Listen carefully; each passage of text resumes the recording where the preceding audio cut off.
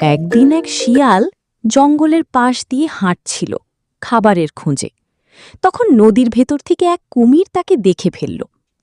কুমির: এই শিয়াল ভাই, কোথায় যাচ্ছ?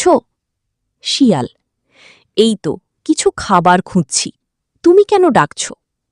কুমির: নদীর ওপারে অনেক মিষ্টি ফল আছে, আমি তোমাকে নিয়ে যেতে পারি।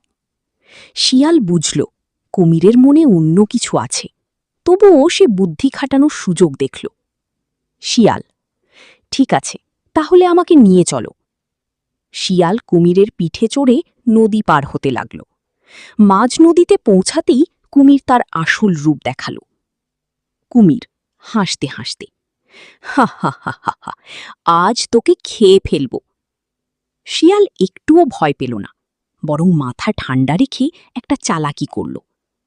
শিয়াল: ওহ, তুমি যদি আমাকে খেতে চাও তাহলে আগে আমাকে তীরে নিয়ে চলো। কুমির: কেন? শিয়াল: কারণ আমি আমার হৃদয়টা গাছে রেখে এসেছি, সেটা ছাড়া তো আমাকে খেলে কোনো স্বাদ পাবে না। কুমির এটা শুনে অবাক হয়ে গেল। কি, হৃদয় গাছে রেখে এসেছ? শিয়াল: হ্যাঁ, আমরা শিয়ালরা এমনই করি, চলো আমাকে তীরে নিয়ে চলো, আমি নিয়ে আসি। বোকা কুমির শিয়ালের কথায় বিশ্বাস করে তাকে তীরে নিয়ে এলো। তীরে পৌঁছাতেই শিয়াল লাফিয়ে নেমে গেল। শিয়াল হাসতে হাসতে: বোকা কুমির, কেউ কি নিজের হৃদয় বাইরে রেখে আসে? কুমির লজ্জিত: আমি তো তোমার কথায় বিশ্বাস করে ফেললাম। শিয়াল: এই জন্যই বলে, বুদ্ধি শক্তির চেয়ে বড়, আর লোভ করলে এমনই ঠকতে হয়।